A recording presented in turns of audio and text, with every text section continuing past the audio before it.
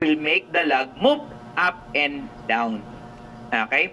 Kapag modified wave theory, laging tatandaan ha, pag modified theory, we are talking about what?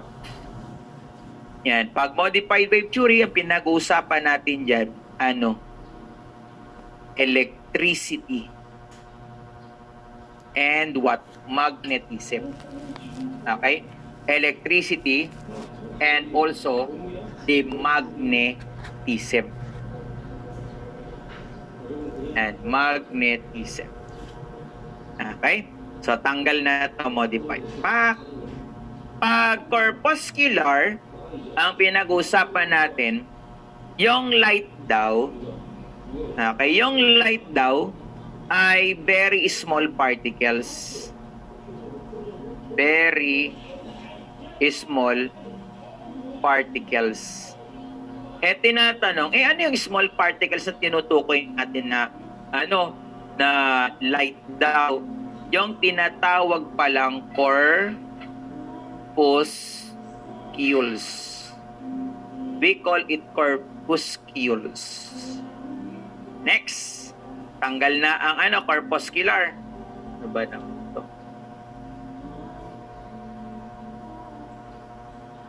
Yan, tanggal na ang corpuscular. Ano naman ang quantum theory? Ang quantum theory, ang sabi diyan, light is like a beam. Light is like a beam. Okay? Light is like a beam. Very good. Energy beam. Galing mga tropa natin. So, eto, ang quantum theory, sino gumawa na itong quantum theory? Si Albert Einstein. Albert Einstein. Pag corpuscular, Isaac Newton. And Isaac Newton. Okay, pag modified wave theory, si Maxwell and Hertz. Maxwell and Hertz. So, ano sagot natin dyan? Wave theory ni Huygens. Okay? Wave theory ni Huygens. Okay? So, maliwanag tayo dyan, ha? Yeah. Very good. Ang galing ni Shaira May Ventura. Panlaban to. Yan, parang may magiging top notcher na naman tong si St. Clair, ha? Yan. Next, ultraviolet. Anong ibig sabihin ng ultraviolet? O, tignan nga natin anong yung ibig sabihin ng ultraviolet. Check nga natin. Yan, beyond the color of violet. Ayun, very good. Okay? Ang ultraviolet, the word itself, ultra. Yan, pag sinabing ultra, beyond. Okay, sometimes ang violet, laging tandaan ha, sometimes ang violet, pag mga commercial establishment or commercial, kung bibilin mo yan, pwedeng tawag dyan black light. Pwede siyang tawagin as black light. Ultraviolet. Okay? So next, number 10. Laser means, ano ang ibig sabihin ng laser? Yan, anong ibig sabihin ng laser? Ayun, very good. Oh.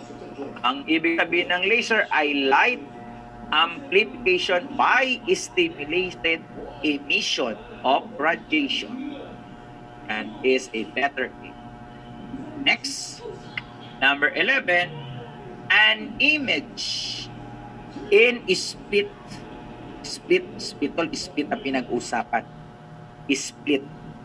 Or two parts once the object is not focused. The two parts of the image has been united, then the object is already focused. Ibig sabihin nito, nag-split. Okay? So, pag ang tanong sa atin dito, ito yung sinasabing split, ito yung original object. Tignan nyo maigi ha, ayan yung original object. normal. Pag may sakit ng split image focusing yan, ganito ang magiging itsura niyan.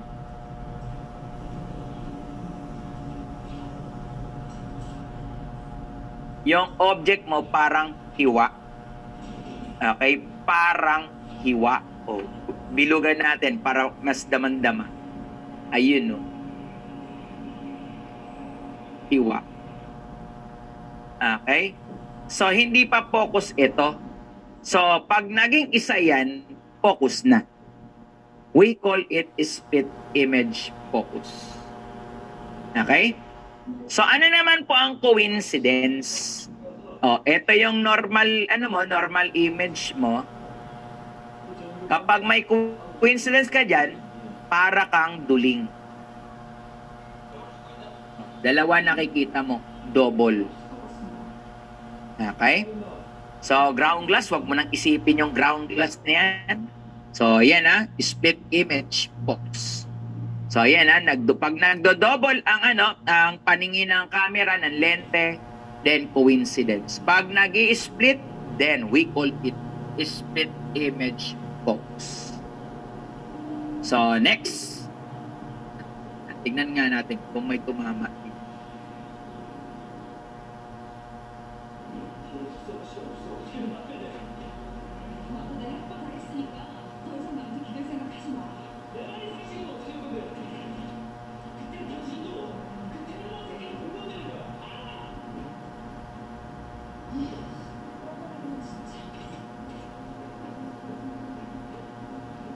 Okay, so next number, number 12. Ayan, a plane. Ito, maraming disgrasya ng 2016 board question. 2016 board exam. Ano kaya sagot natin dito? Yan, ang sabi, a plane. And a plane from a match is an example of what light? Alam naman natin yung light, di ba? Alam na natin yung light, eh. Ano kaya sagot natin dito?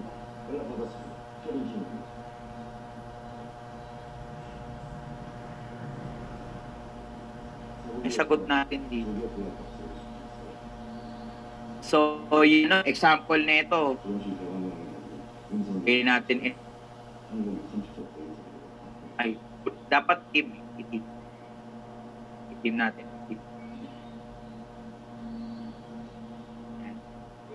Gawin kayo ng matchstick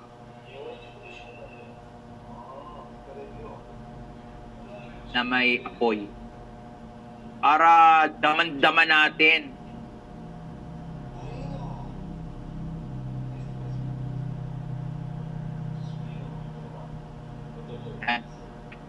Tapos sunugin natin ng ng orange.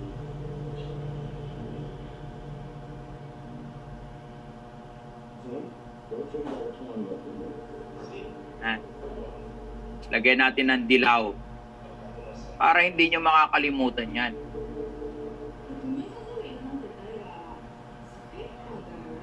Yan. So, ang tinutukoy ko, yung flame. Alam naman natin ang ibig sabihin ng flame, no? Ano ba yung flame? What is flame? Ano ang flame, guys? May pagkakaiba ba yung flame versus fire? May pagkakaiba ba yun? Flame versus fire? May pagkakaiba? Guys, may pagkakaiba yung flame at saka fire. Naku, patay. Ano kaya yung yung flame?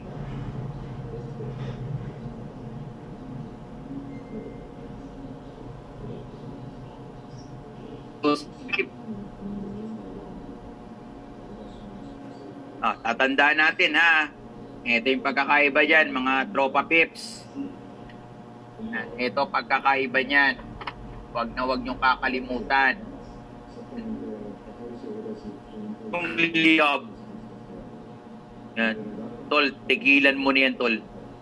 Iwasan mo. Yan. Pag flame ang pinag-uusapan, we are talking about what?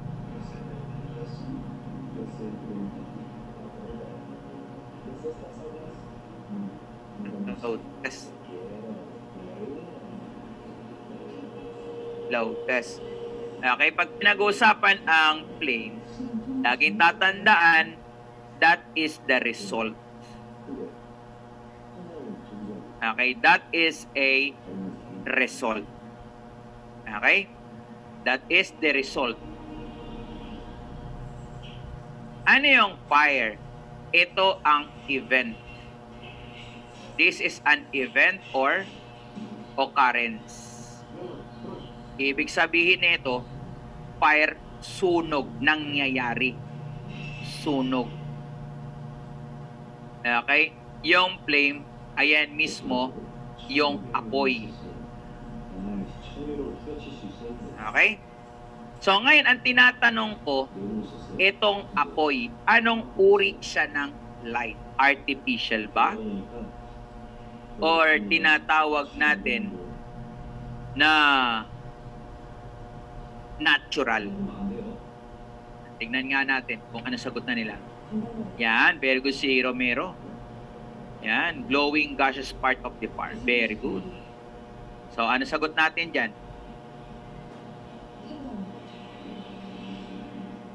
Okay, maraming na-disgrasya. So, eto guys, that is a natural light. Tandaan nyo, this is a natural light.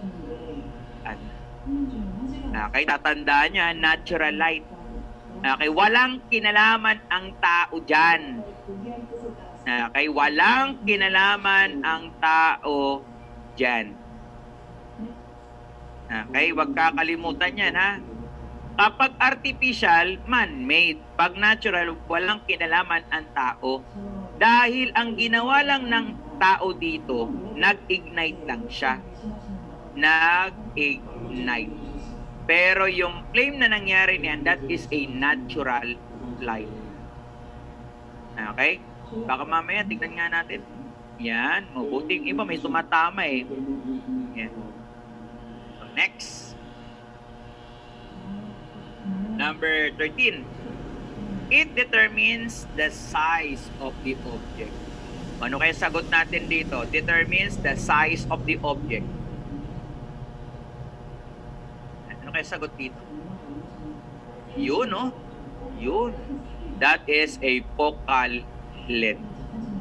Kay size of the object, that is a focal length. May kinalaman ang ano dyan, ang focal length. Okay, next number, number 14 kaya. Number 14. Yan. Statement 1. Yan. Statement 1.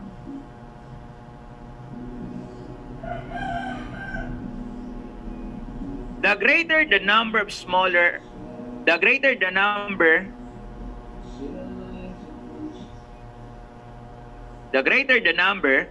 the smaller the lens opening. Sabi niya, mas malaki ang number, maliit butas. Tulad ng ano daw, tignan nyo, tulad ng, ano yung pinakamalaking number natin? F22. Sabi niya, maliit ang butas. Maliit butas. Okay? Next, the lower the number, the bigger the lens opening.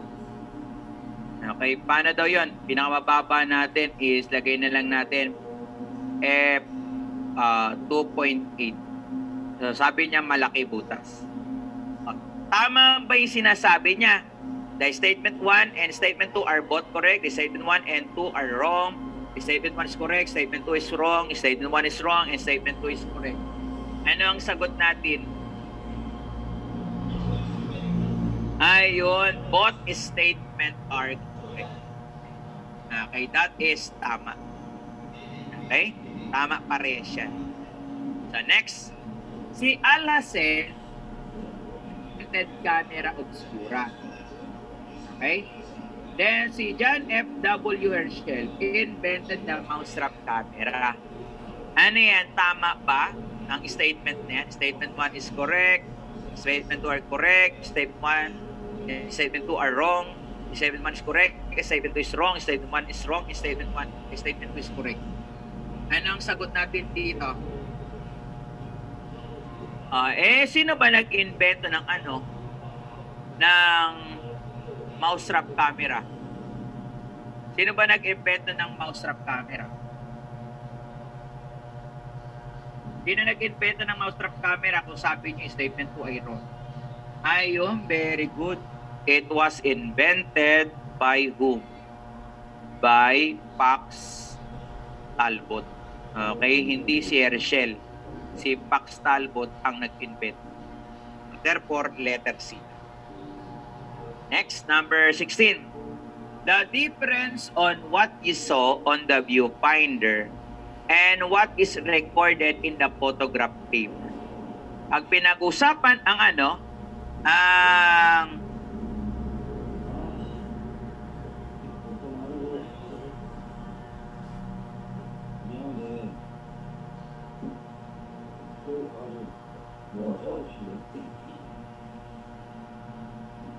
wait lang guys Timpla lang ng kape ha. Okay lang ba? Saglit lang ako. Timpla lang ng kape.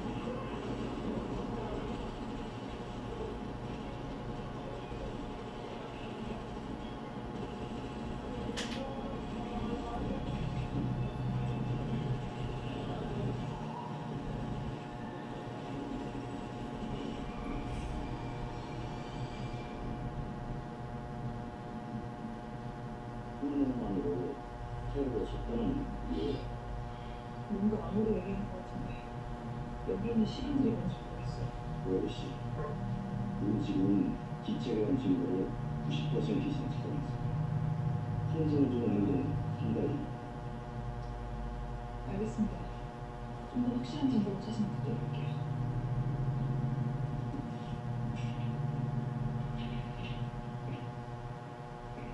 도움 주셔서 감사했습니다.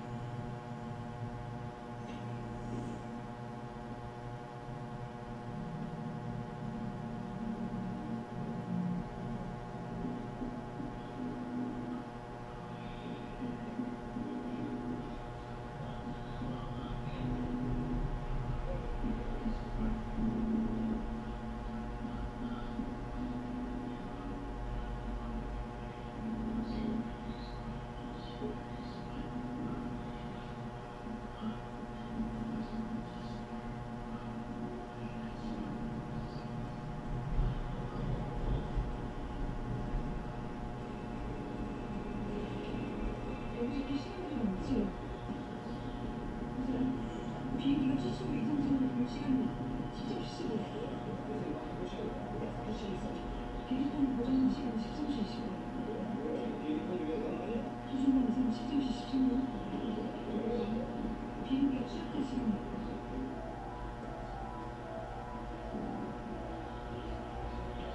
좀 있으면 좋겠다.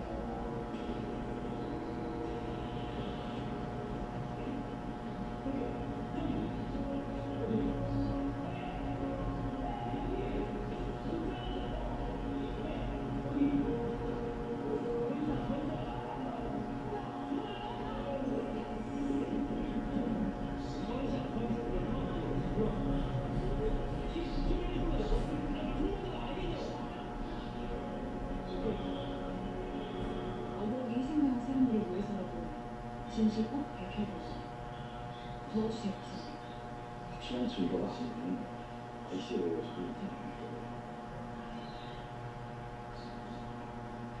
저한테 테러범을 지켜준 감사했어요. 제가 소리를 불러드릴게요.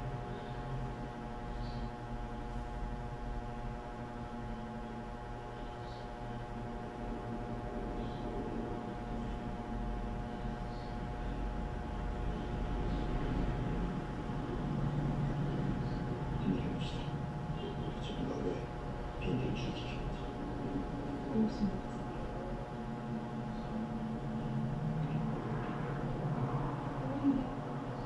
고시가 초라해졌어.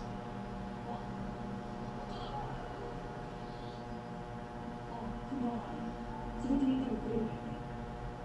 잠깐만. 달고씨 예상이 받았어. 블랙박스에서 증거 찾아냈어. 비밀이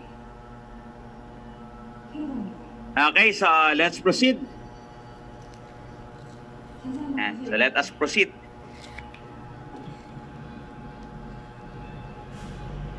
Okay, so number 16.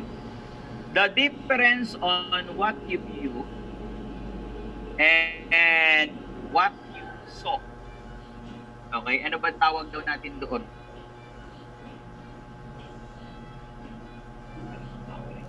Pindutan ko.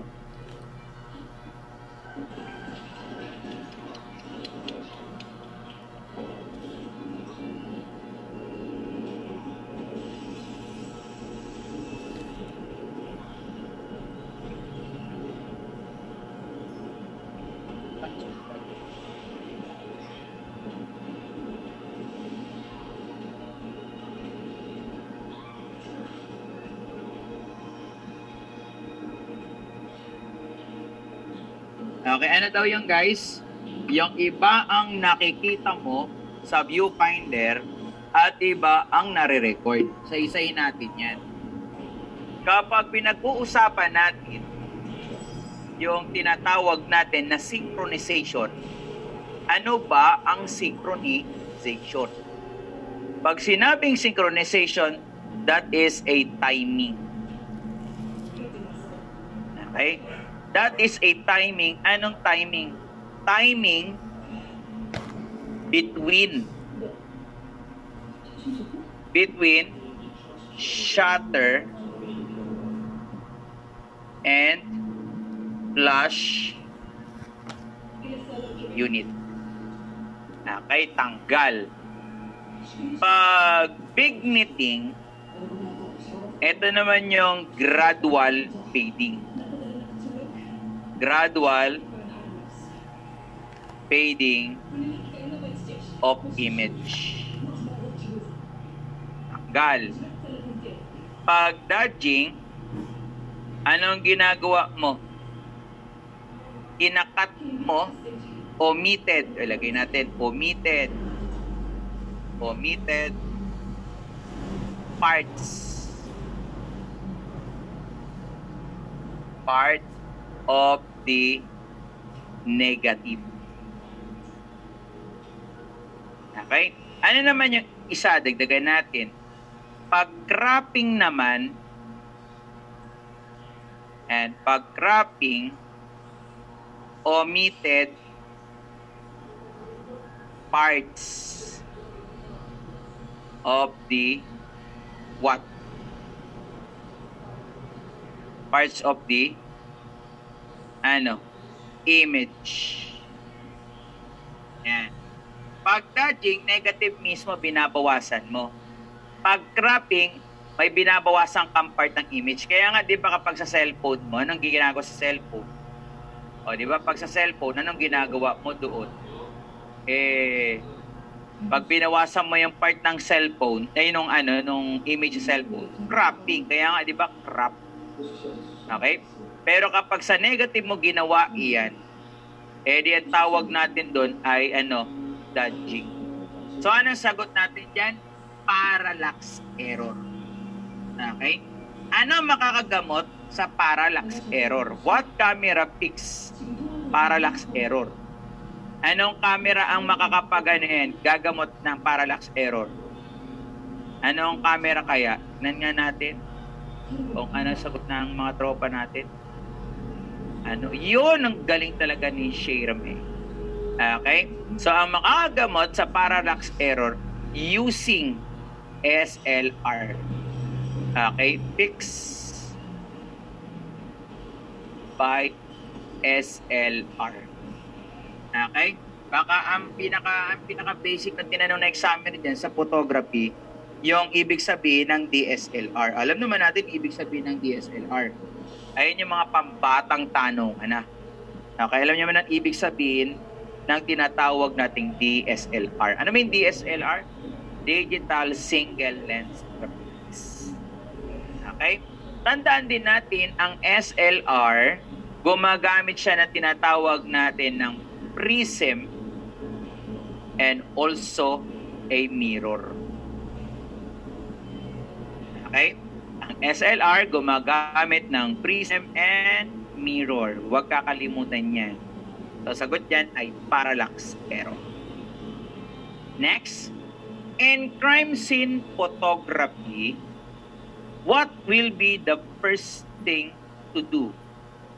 Okay, pinag-usapan crime scene photography. Ano ang unang gagawin mo? A. Bring the injured person to the nearest hospital. B. Cordon the area. C. Photograph the crime scene from general to specific. Or D. Call the SOCO team. Ano kaya sagot natin dito?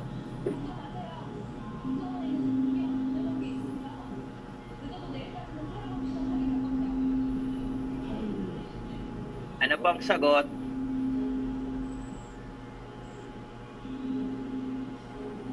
Yan yung tanong na Yan, di ba? Kapag ganyan ang tanong sa atin, madali tayong madisgrasya. Kaya ang pinag-uusapan natin dito guys, crime scene photography. Okay, crime scene photography. Okay, anong gagawin mo? Okay, yung bring the injured person to the nearest hospital, trabaho to ng first responder. Okay, trabaho ng first responder. Okay, tanggal.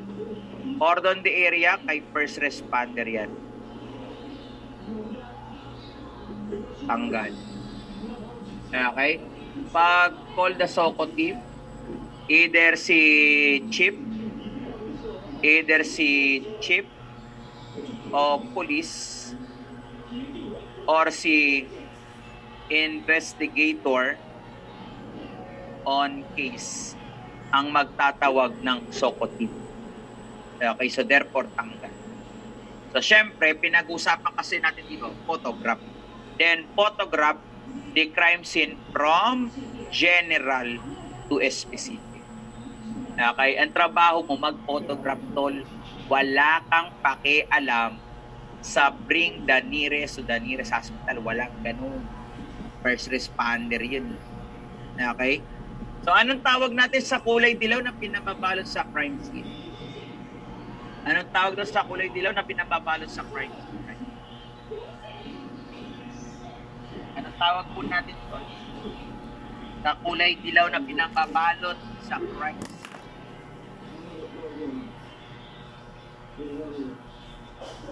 Preservation line. Ayun, very good. Galing yung ladaran Okay, ang sagot po natin doon, yung pinababalot sa crime scene, ay yung tinatawag na police line barricade stage. Yan ang ginagamit ng ating ng law enforcer para i-preserve yung crime scene during crime scene search and collection of the physical.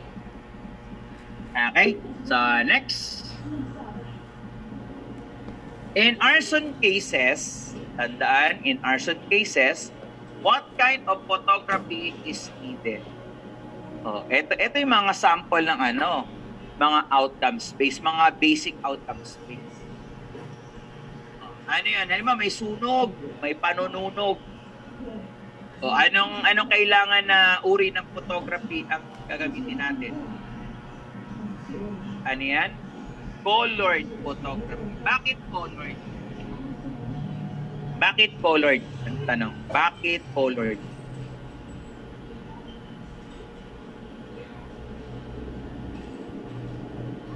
Bakit colored? Bakit colored? Kasi kaya kailangan colored dahil yung mga kulay ng apoy at kulay ng usok ay kinakailangan malitratuhan. Okay? So, maliwanag tayo dyan, ha? Biglang tinanong sa inyo, anong bansa ang unang gumamit ng tinatawag natin na na photography para i-present sa korte?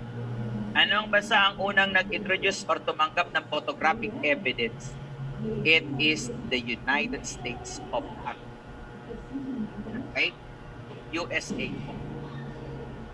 USA, ha? USA. Yan, very good. Next. The creation of malicious, obscene, and indecent material such as naked woman, sex movies, or any involving sexual acting. O syempre, ano pa? Favorite nyo yan. O ano pa yan? Ang sagot natin dyan, yung favorite nyo syempre. That is a pornography. Okay? Ayan yung pinaka-pornography. Kasi, sexual acting, di ba? May tsapopoy na nangyayari dyan eh. And next, number 20.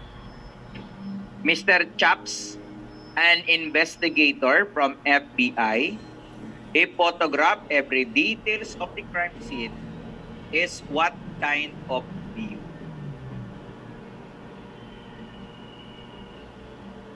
Ang sagot natin dyan,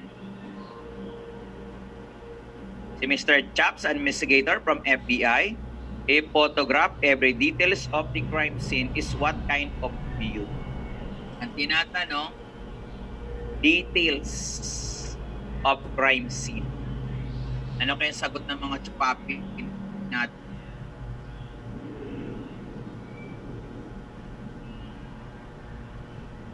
Okay, lagay natin dito. Pag general view, anong hinahanap dyan? Location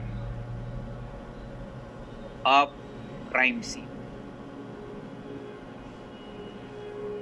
Pag kapag medium view, nature of crime scene. Pag close up view, details of crime scene. Pag extreme close up, details of physical evidence. Okay? Sana sagot natin yan. That is a close up. Okay, tingnan nga natin kung tama nga yung mga chupapi natin. Yan, very good. Ang lalakas Mga panlaban yung mga si Shira May. Panlaban to. Dapat to parangalan yung batang ito. No?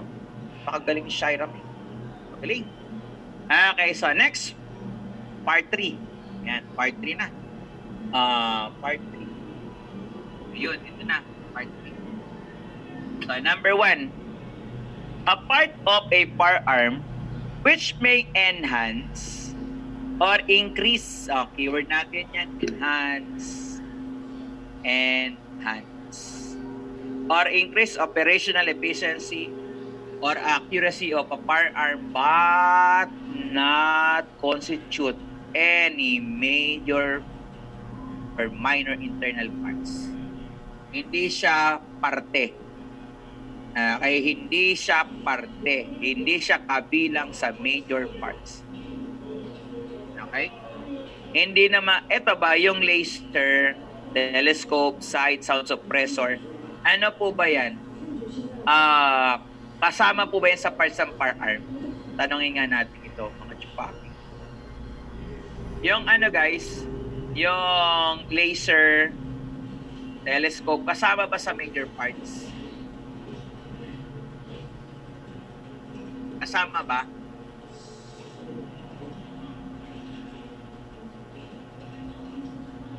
I-type na lang natin, baka naglalag pa kayo. Kasama ba ang laser at silencer sa major or minor parts? Yan. Sama ba? Di ba kakasabi na nga lang, hindi nga kasama eh. Ayun, very good. So, ang tawag natin yan sa mga bagay na yan ay accessories. Okay, that is an accessories. Okay, ano naman yung pinakabahay ng firearms? Ayan, yung frame. Ayan yung houses the all parts. Ayan. Pag firearms, alam naman natin yan. Ang sabi dyan, lagay natin ang firearms is any portable or light. Yan. Is any portable or light arm. Yan. Dot. Lagay natin dot. And propels. That propels projectile. Yeah, that propels projectile from burning gases. Palitin natin ha.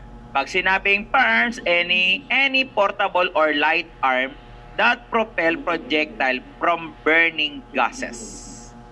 Okay, tanggal na frame, tanggal na part. Ano tong silencer? Ano ang purpose ng silencer? What is the purpose of the silencer? Ano ang purpose ng silencer?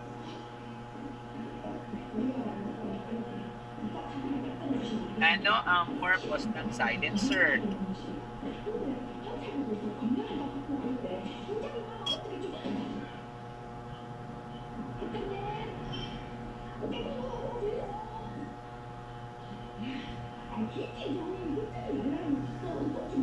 Ano ang purpose ng ayun to avoid? Pagpipilian. Para hindi marinig yung tunog ng baril. Bawas ingay. Ano siya? Reduce noise or remove? Yan. Reduce noise ay yun. Limit. Tama. Very good. Okay. Ang purpose pala ng silencer is to reduce noise or yung muzzle blast. Okay? Reduce noise or reduce the muzzle blast. Okay? Maliwanag tayo dyan. So, next. Number 2. The cylindrical groove in outer surface of the cartridge case designed to secure the shell to the chamber as well as prevent bullet from being pushed down to the powder charge. In some instances, it is even being utilized for identification. Ano kaya ang sagot natin dyan? Ano kaya sagot natin? Nandiyan natin. B.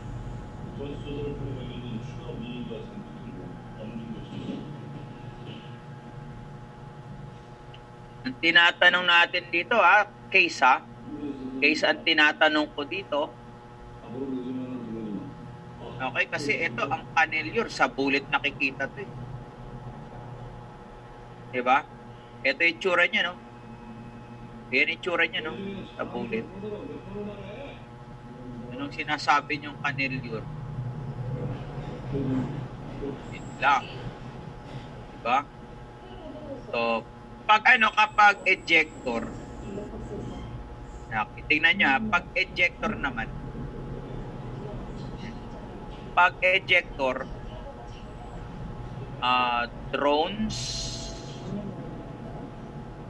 out from firearm.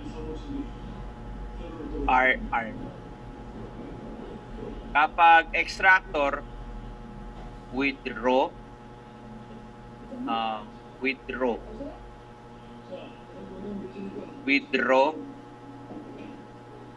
from chamber. Okay? So, ano sagot kaya natin yan? Ay yun, canelure. And then, sabi ko sa inyo di ba may paiba-iba yung sagot eh. O, di ba? Yan. Yan. A pala, patay. Tayo dyan sa may AA pala dyan. Okay? May nag-react lang ako. Merong meron tawag dito. Yung tawag dito, pag nagtanong ka, nag-react ka lang, nag-iiba yung tanong. Ay, nag-iiba yung mga sagot nila. Tayo dito. Okay, kayo sumasagot na. Okay, so next. Sumunod. Ano yung cream? Ayan yung sumasakal sa buket. Ay, lagay natin dito. Kasi kanina, tinatanong ko si Zane. Diba? Ito tanong, ginagamit niya sa identification. Yung cream pa ginagamit sa identification? Hindi. Ito lang yung cream na yan. Na niya, ito bullet bullet yan. Tapos, ito yung shell. Ito yung shell.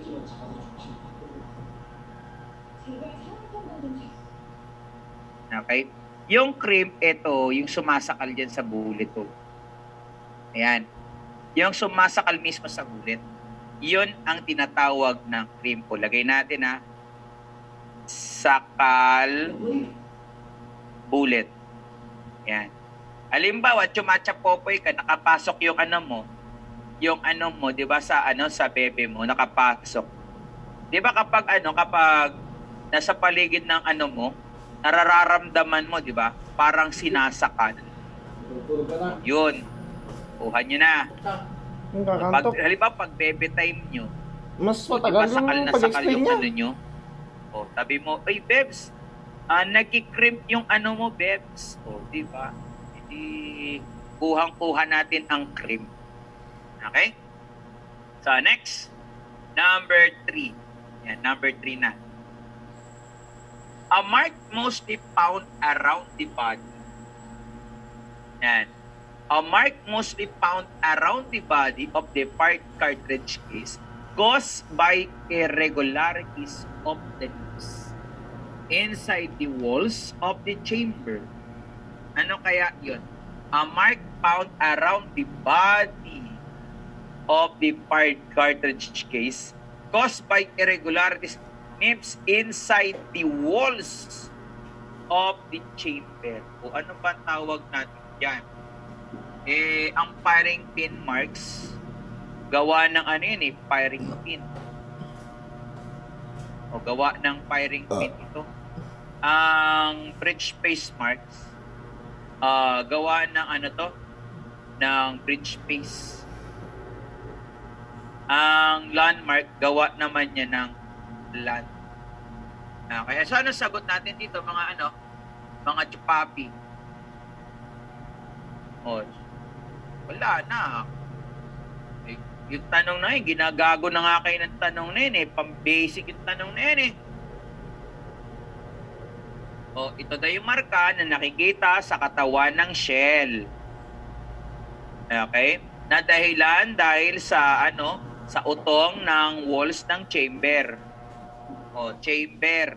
Walls of chamber. Ayun, very good, di ba? Nakuha nyo na. So, di ba, basic na basic. Chamber na nga binabanggit eh. Yan ha. So, next. Number 4. Yan, tingnan nyo, number 4. Ito, gago rin yung tanong na to. Ginagago na naman tayo ng tanong na to. Tignan nyo. Niloloko tayo ng tanong eh. Tignan nyo. Any handheld or portable weapon, whether small arms or light weapon, that expels or is designed to expel a bullet, shot, slug, missile. Okay, ang keyword na lang natin dito, any handheld portable weapon. Okay? Which expel the projectile discharged by means expansive force of gases from burning gunpowder. So ano daw yan, guys? Yan, ano pa yan? Yun. Yan, tignan yung tanong ha. Tignan yung tanong. Other form of combustion or any similar instrument or implement. For the purpose of this act, the barrel, the frame, or receiver is considered firearm. Ano sagot natin dito? Weapon, firearm, short arm, or long arm?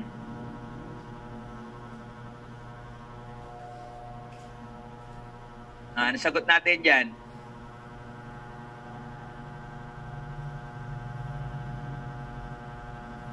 Okay.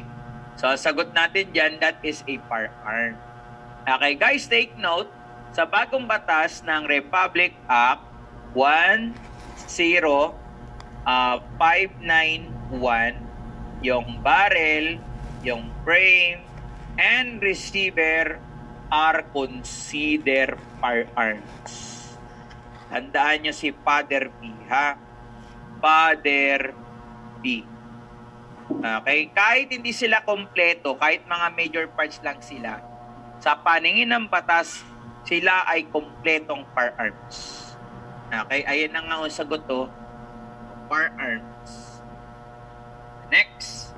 Number 5. Number 5 na tanong. A tool in which firearm mechanism is attached to prevent easy identification. O ano daw yun? Yung firearms daw na ina-attach for easy identification. Ano po ba yun?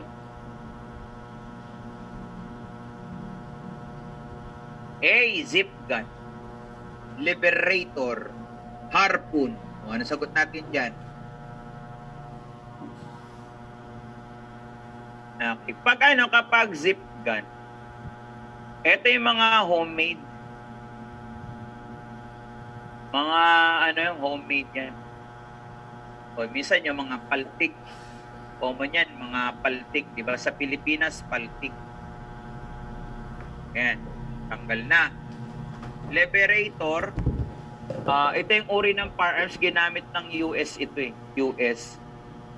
Ang kalibre nito, caliber .45.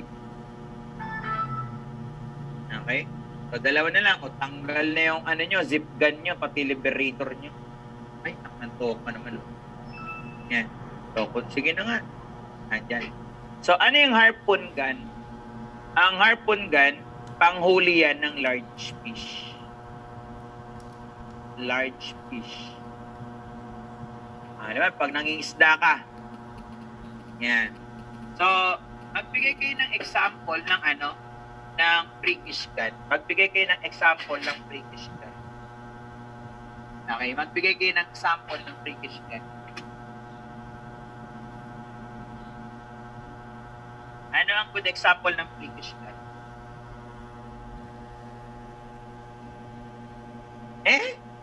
Caliber 38.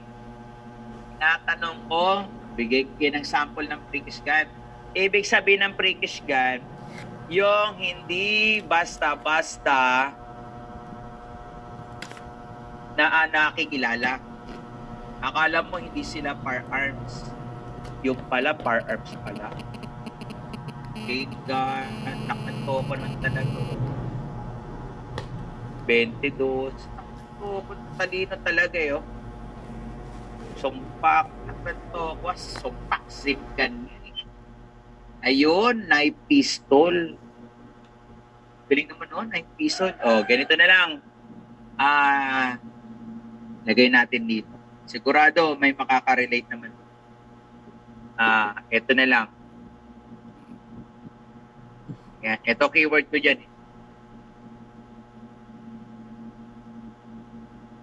Yan. Siguro naman meron na kayo ano dyan, nasa utak nyo. Ayun, very good. Yung payong. Payong. Yan, payong nag-transform into firearm. Yan. Galing, di ba yung hawak ng ano, yung coach ni Kingsman, di ba? Ito ko ang umbrella, ganun po siya. Yan, yung payong talaga siya. Ano pa? Kay Eggsy. Yan. Meron pa nga doon yung Agent X44. Ayun, yung cellphone gun. Yung bra ni Ai. Pwede. Napakagaling ni Agliam. Yan. Napakagaling nun. Yan. So, walang dahilan para hindi niya, ano na lang. Granger. Granger. Paypay ni Private Benjamin. Yung si Granger, ano yung hawak-hawak ni Granger? Sabi ni Romed, di ako makarelate po siya. 1-1. Yung kay Granger, parang hindi siya gitara, parang gitara o violin. Laila. Yung kay Granger, yung parang case, parang violin. Di ba yung kay Granger, violin? Tapos kapag nag-ultimate ka, firearms pala. Okay, attached case yun. O nga, attached case nga, parang violin nga. Yan so maliwanag na. Tama na. Okay, so next, number 6. And the smallest revolver in the world. Ano yung smallest revolver in the world?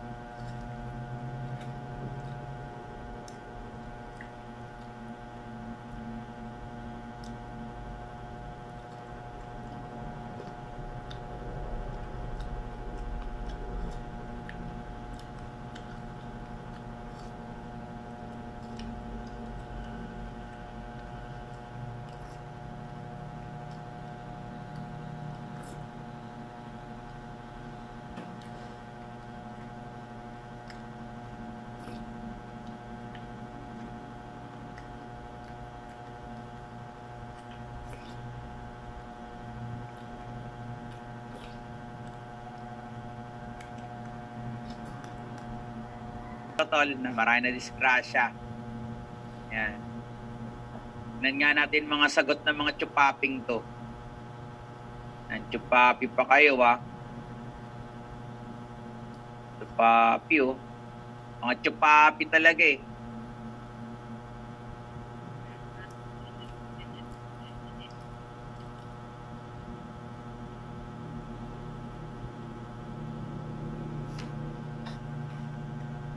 Yan, sabi ni Swiss Mini, smallest nasa nasa World Guinness. At toko naman talaga. Okay, ito yan Pag ang tanong natin, smallest revolver. Okay, bago natin sagutin yan, ano man yung kulibri? Ayan yung smallest pistol.